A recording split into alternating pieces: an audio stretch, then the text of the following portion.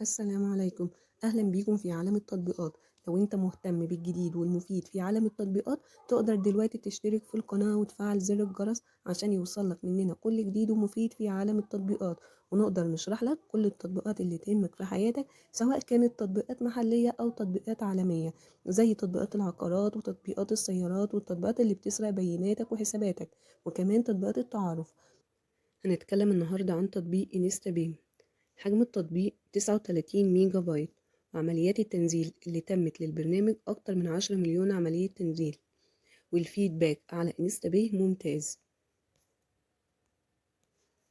ايه انستا باي؟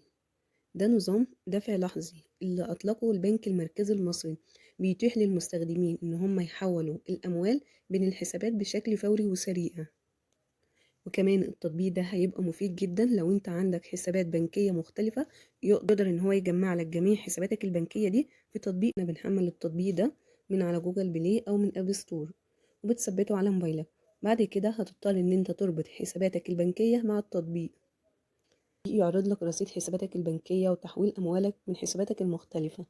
وكمان بيوفر لك خدمة التحويل الفوري بين الحسابات البنكية المختلفة، يعني انت تقدر تحول فلوسك لحساب حد تاني، طبعا ده بيتم في ثواني، او حتى ان انت تحول فلوسك من حسابك في بنك لحسابك في بنك تاني.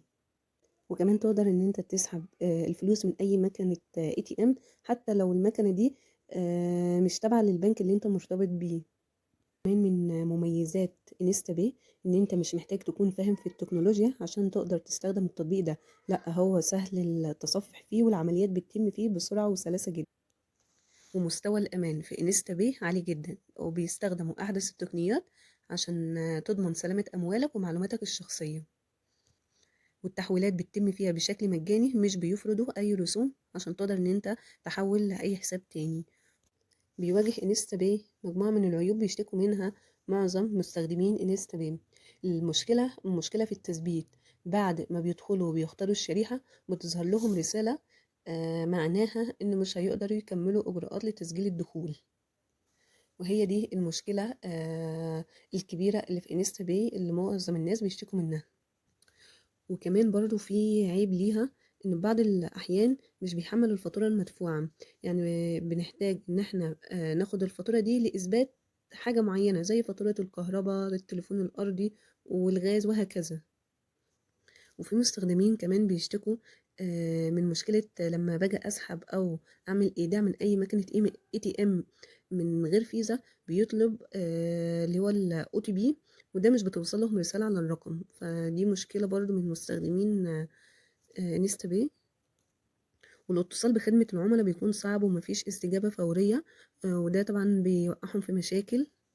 ومحدودية المعاملات لازم أن تكون بيكون في حد قصوى للمبلغ، الحد ده بيكون في المعاملة الواحدة لكل تحويل، وده مش بيناسب بعض المستخدمين. بس بشكل عام تطبيق نيستا باي ده إضافة جيدة لوسائل الدفع الإلكتروني في مصر وخارج مصر برضو، وعلى الرغم من العيوب إلا إن هو تطبيق ممتاز وبيوفر تحويلات فورية وسهلة وآمنة جدا جدا. لازم نكون على دراية بالعيوب دي. أتمنى أكون وصلت التطبيق بشكل سهل وبسيط، وياريت بعد تحميل التطبيق كل واحد يقول رأيه في التعليقات، سواء كانت تعليقات إيجابية أو تعليقات سلبية، عشان كلنا نستفيد.